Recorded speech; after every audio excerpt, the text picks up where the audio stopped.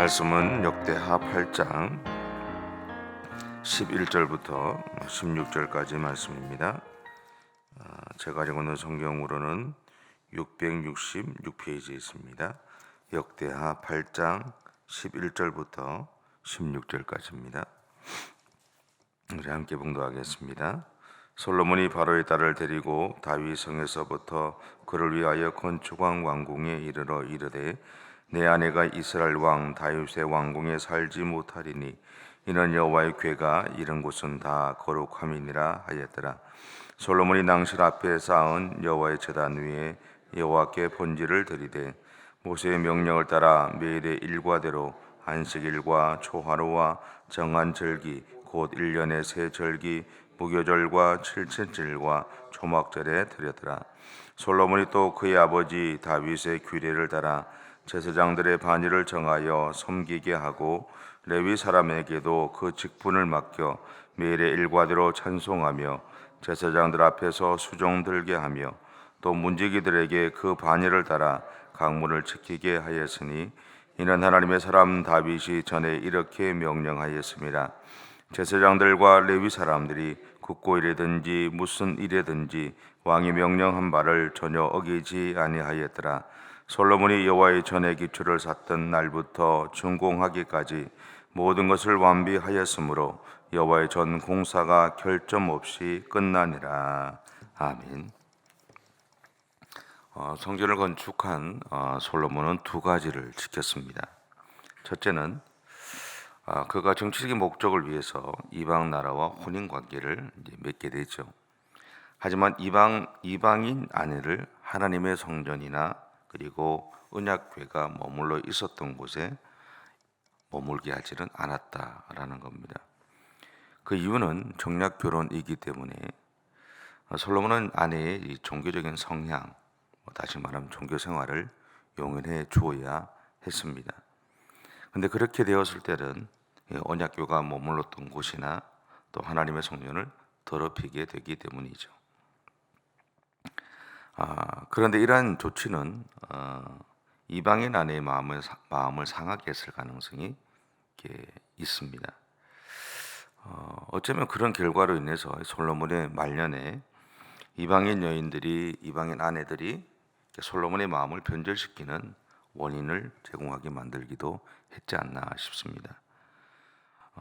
솔로몬의 논인에 보면 하나님의 성전의 창고마다 이방인 여인의 산당이 세워지고 그곳에서 그들의 신들을 향한 제사가 이루어지게 되었다라는 거죠.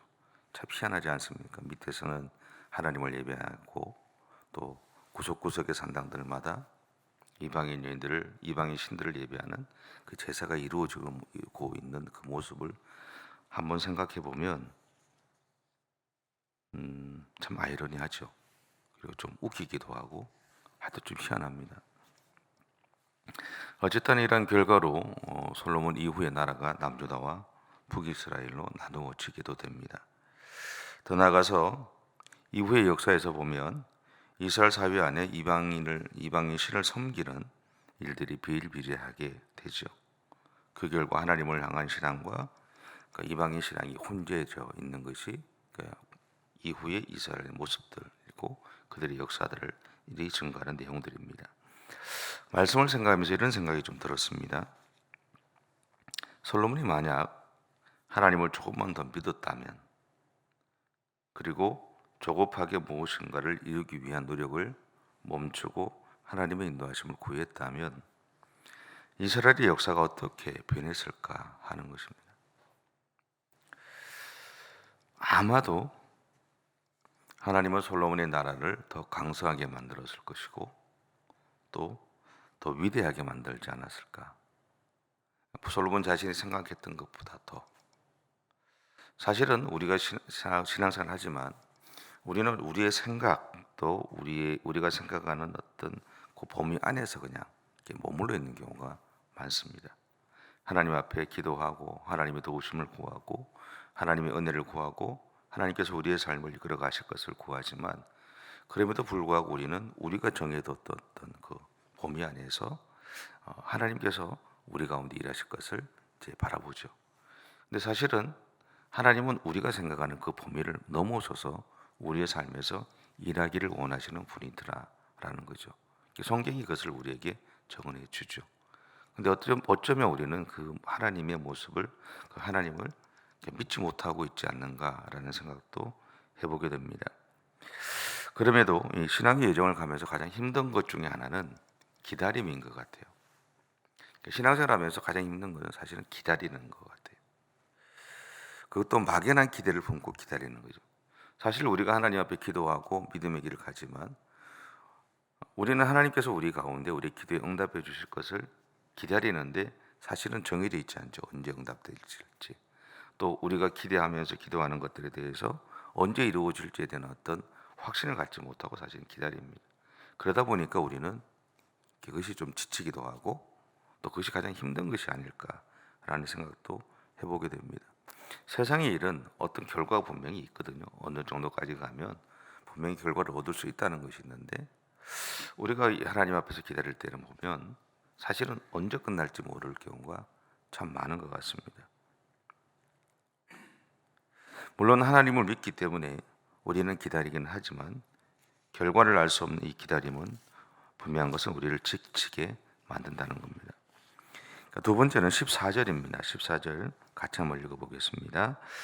솔로몬이 또 그의 아버지 다윗의 규례를 따라 제사장들의 반열을 정하여 섬기게 하고 레위 사람들에게도 그 직분을 맡겨 매일의 일과대로 찬송하며 제사장들 앞에서 수종 들게 하며 또 문제기들에게도 그 반열을 따라 강문을 지키게 하였으니 이는 하나님의 사람 다윗이 전에 이렇게 명령하였음이라.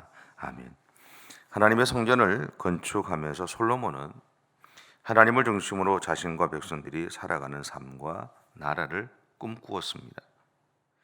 그러기에 14절의 말씀은 성전 건축 이후에 솔로몬이 아버지 다윗의 자료를 바탕으로 해서 성전에서 매일 하나님에게 예배를 드리고 있었다라는 것을 우리에게 알려주고 있습니다.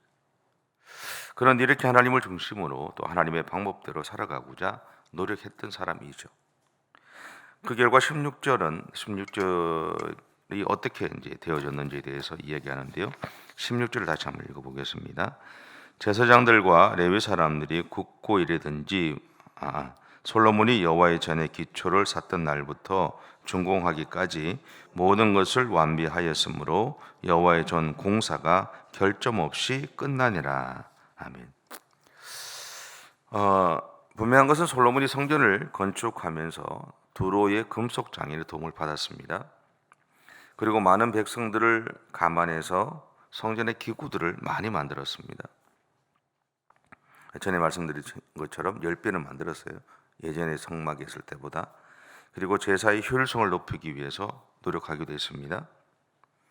근데 그럼에도 불구하고 그는 하나님을 위해서 성전을 건축하는 일에 진심이었던 사람입니다. 이러한 솔로몬의 마음을 대변해 주는 말이 바로 여호와의 전 공사가 결점 없이 끝났다라는 말입니다. 그러나 요즘 우리의 현실을 보면 우리가 알지만 결점 없는 건물은 없습니다. 그죠?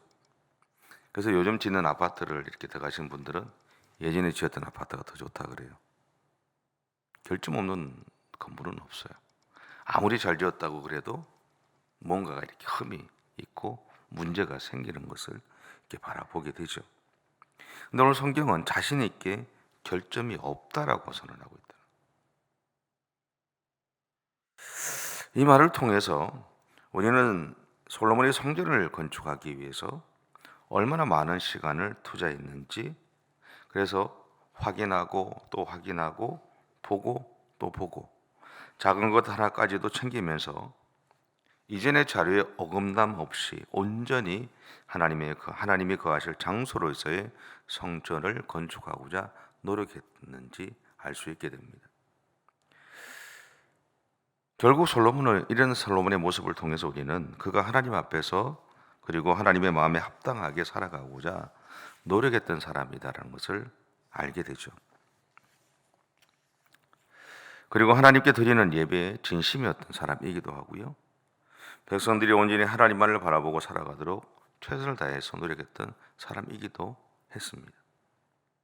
하지만 이 결점이 없다는 이 말은 성전을 건축한 이 일이 솔로몬 자신의 업적으로 남을 수 있다라는 생각을 들게 하죠.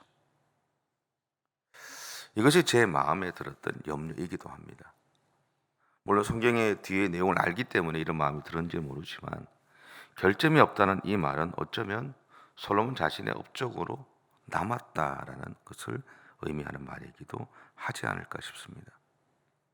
왜냐하면 다윗이 자신이 이룩한 왕국을 구경하다가 우리아의 아내를 범함으로 실족하는 일을 겪잖아요. 마찬가지로 솔로몬 또한 자신이 이룩한 업적에 만족하다가 실족하게 될 수 있기 때문입니다. 이것을 오늘 사는 우리도 마찬가지죠. 예를 들어 아름다운 성전을 짓고 나서 목사나 교회 공동체에게 보면 그것이 우상이 되는 경우가 있습니다. 예배당을 아름답게 짓고 나면요, 뭘 갖다 붙일 수가 없어요. 아세요? 건물을 막 짓고 나면요, 이렇게 예전에는 이렇게 뭘 갖다 붙이잖아요. 석가지 테이프로 붙이든 뭘 이런 붙이잖아요. 붙이고 나면, 그런데 짓고 나면 못 붙이게 해요. 예배당이 더러워진다고 못 붙이게 해요. 벽이 지저분해진다고 못 붙이게 해요. 저런 거는 봤거든요. 많이 봤어요. 그러니까 목사가 하는 경우도 있고 또 교인들이 나서서 못하게 하는 경우도 있어요. 근데 여러분, 우리가 반드시 기억해야 하는 것이 있어요. 그건 뭐냐면 아름다운 예배당으로서의 건물이 아니라 그 건물에서 하나님을 예배하는 사람이 더 중요하다는 사실입니다. 건물을 아름답게 지어서 그곳에서 우리가 마음껏 편하게 예배를 드릴 수 없다면, 기쁨으로 예배를 드릴 수 없다면 건물은 지을 필요가 없죠. 중요한 것은 그 건물에서 하나님을 예배하는 우리 자신이 더 중요하다는 거죠. 사람이 중요한 거예요. 건물이 아니라 사람이 중요한 거예요. 오늘 나 한 사람 한 사람이 중요하다라는 거죠. 하나님은 우리를 바라보시지 우리가 지은 건물을 바라보시는 분이 아닙니다. 근데 우리는 자꾸 외형적인 것에 관심을 많이 가져요. 그러면서 하나님 앞에 서 있는 내 자신의 모습, 내 자신의 마음을 놓치는 경우가 너무나 많더라라는 겁니다. 분명한 것은요, 오늘 우리를 위해서 예배당이 존재한다는 것, 그리고 하나님을 위해서 우리 자신이 존재한다는 사실들을 꼭 기억하셨으면 좋겠습니다. 그리고 그 우리를 하나님은 오늘도 주목하시고 우리가 걸어가는 그 삶의 현장 가운데 우리와 함께해 주실 것입니다. 기도하겠습니다. 사랑의 주님, 감사합니다. 우리를 사랑해 주셔서 감사하고 하나님을 위해서 우리가 올바른 믿음의 길을 가려고 애를 쓰는 것 하나님 아시죠?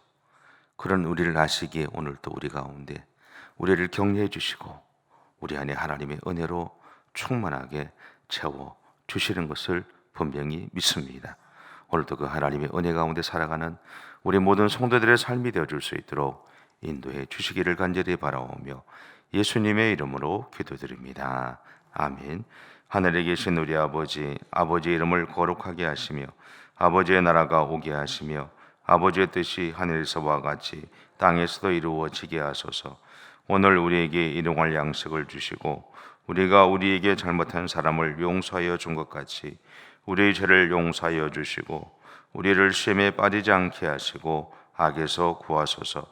나라와 권능과 영광이 영원히 아버지의 것입니다.